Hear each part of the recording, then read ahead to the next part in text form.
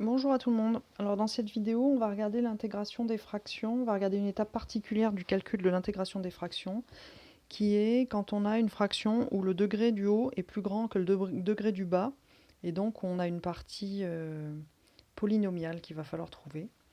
Et comme vous avez pu voir dans le cours, pour faire ça, il faut faire une division euclidienne. Et donc c'est cette étape-là qu'on va couvrir dans la vidéo, juste la division euclidienne.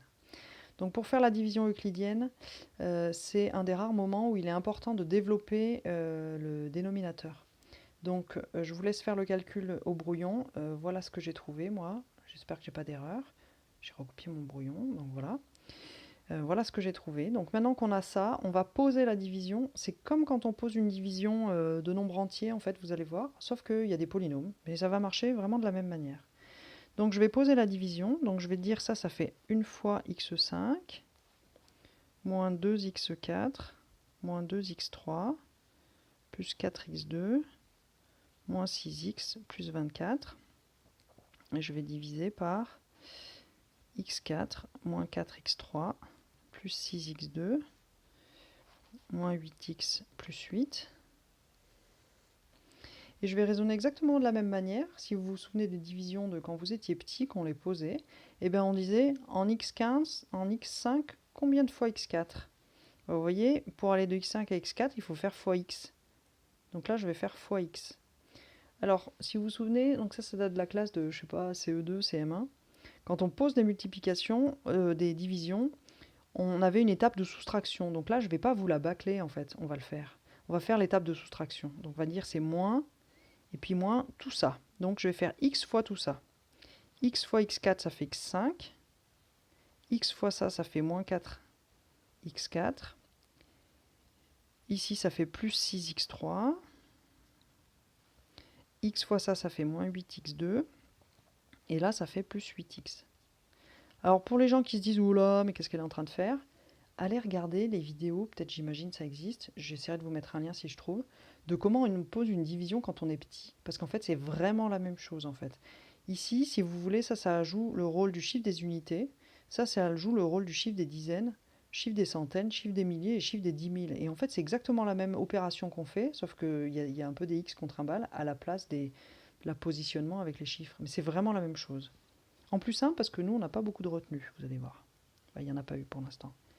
Pof, donc je fais moins tout ça, moins x fois tout ça qui est là, et je fais la soustraction. Donc x5 moins x5, ça fait 0. C'était l'intérêt de mettre ça, c'est bien qu'on ait un 0. Ici, moins 2x4, moins, donc plus 4x4, ça fait plus 2x4. Moins 2, moins 6x3, ça fait moins 8. 4, moins 8, ça fait plus 12. 6, moins 8, ça fait moins 14.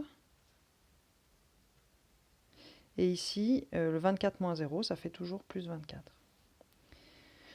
Ok, donc si on regarde maintenant, on continue pareil.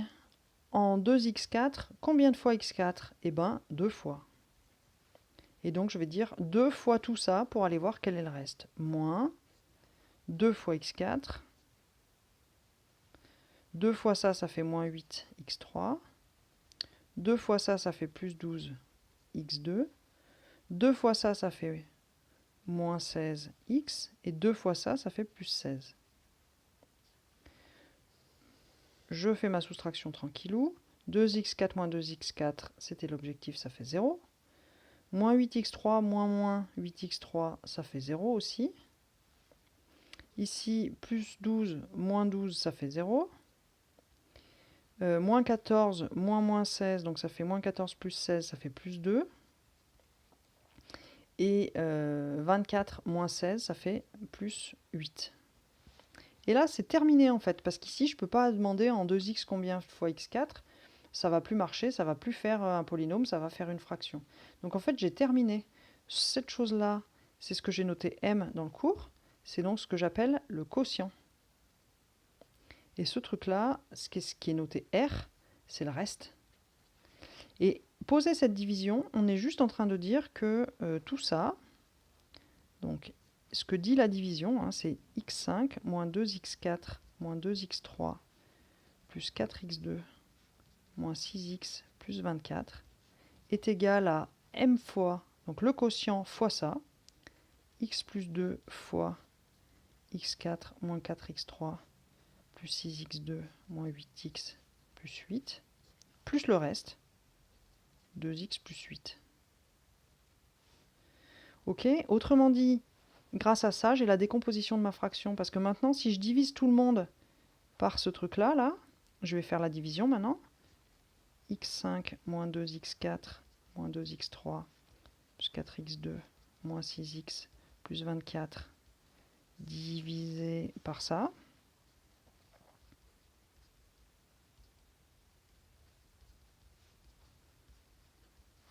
C'est égal à, et bien ici il ne reste plus que x plus 2, puisque si je divise de partout par ça, ça disparaît.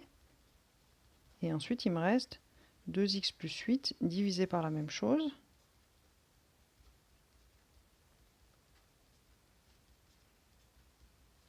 Et là, si je refactorise, tout ça, ça me donne f de x.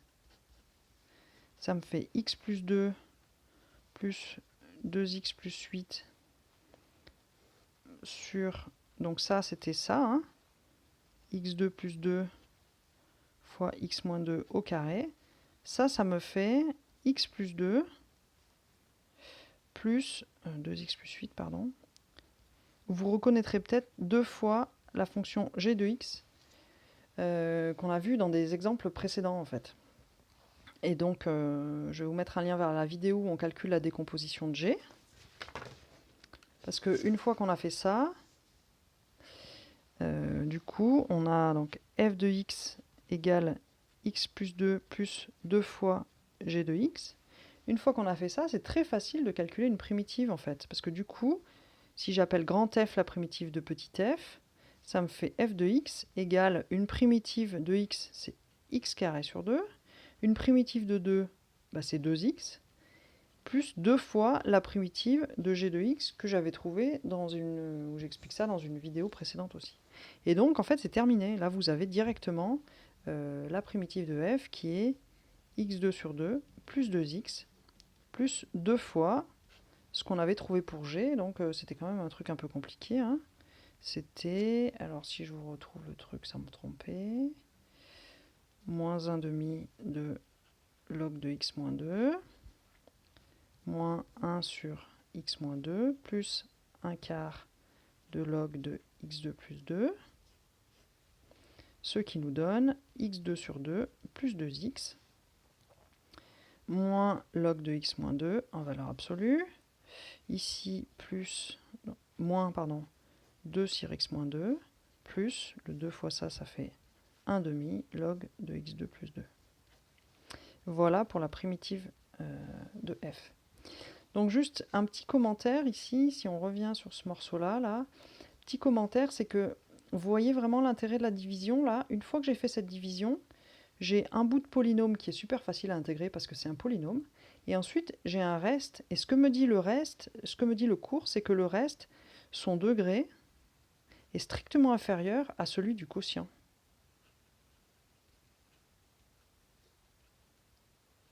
De sorte que je suis bien ramené à calculer, à décomposer en éléments simples une fraction où on est dans le cas où le degré du bas est strictement plus petit que le degré du haut est strictement plus petit que le degré du bas. Et donc on se ramène à ce qu'on a vu précédemment. Voilà, donc je vous invite à refaire cette division. Si c'est pas du tout fluide, entraînez-vous à diviser n'importe quel polynôme avec un grand degré et un petit degré. Entraînez-vous, en fait, refaites les calculs. Si c'est déjà trop difficile, refaites des divisions de CM1, enfin de la petite école, en fait, où on les pose avec des nombres entiers. Histoire qu'une fois que ce sera fluide de poser une division avec des nombres entiers, peut-être ça sera un peu moins compliqué de poser des divisions avec des polynômes. Voilà, bon travail!